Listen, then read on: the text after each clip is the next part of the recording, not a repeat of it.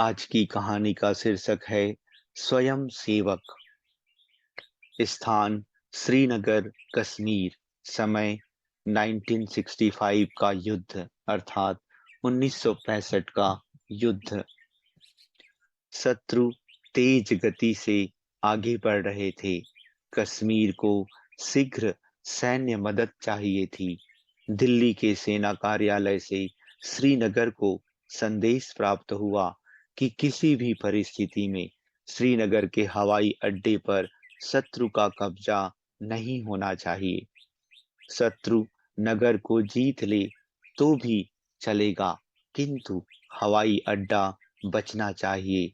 हम हवाई जहाज से सेना के दस्ते भेज रहे हैं।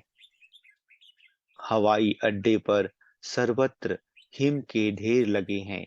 हवाई जहाज उतारना अत्यंत कठिन है। श्रीनगर से यह प्रति उत्तर आया। मजदूर लगाकर तुरंत हटाइए, चाहे कितनी भी मजदूरी देनी पड़े और इस काम के लिए कितने भी मजदूर लगाने पड़े। व्यवस्था कीजिए, मजदूर नहीं मिल रहे हैं।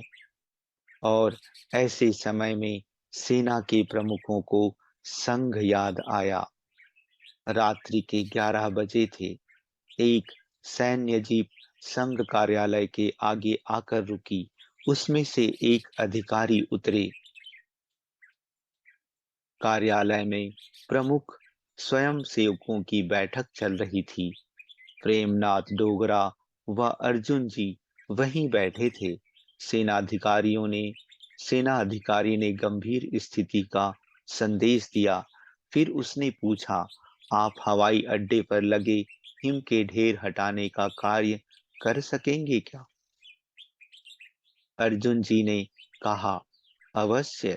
कितने व्यक्ति सहायता के लिए चाहिए?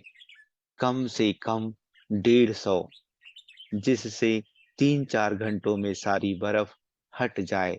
अर्जुन जी ने कहा, हम 600 स्वयंसेवक देते हैं।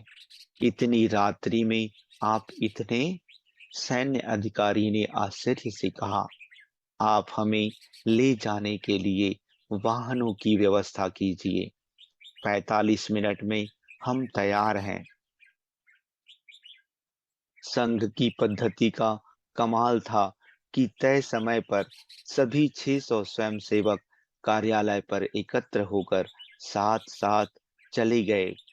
दिल्ली को संदेश भेजा गया, बर्फ हटाने का काम प्रारंभ हो गया है। हवाई जहाज कभी भी आने दें।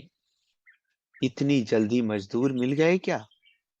हाँ, पर वे मजदूर नहीं, सभी राष्ट्रीय स्वयंसेवक संघ के सदस्य हैं। रात्रि के 1:30 बजे वे काम पर लग गए। 27 अक्टूबर को प्रातः के समय प्रथम सिख रेजिमेंट के 329 सैनिक हवाई जहाज से श्रीनगर उतरे और उन्होंने बड़े प्रेम से स्वयंसेवकों को गले लगाया। फिर क्या था, एक के बाद एक ऐसे 8 हवाई जहाज उतरे। उन सभी में पर्याप्त मात्रा में शस्त्रास्त्र थे। सभी स्वयंसेवकों ने वे सारे शस्त्र अस्त्र भी उतार कर ठिकाने पर रख दिए। हवाई अड्डा शत्रु के कब्जे में जाने से बच गया, जिसका सामरिक लाभ हमें प्राप्त हुआ। हवाई पट्टी चौड़ी करने का कार्य भी तुरंत करना था, इसलिए विश्राम किए बिना ही स्वयंसेवक काम में जुट गए। अच्छा दोस्तों, धन्यवाद।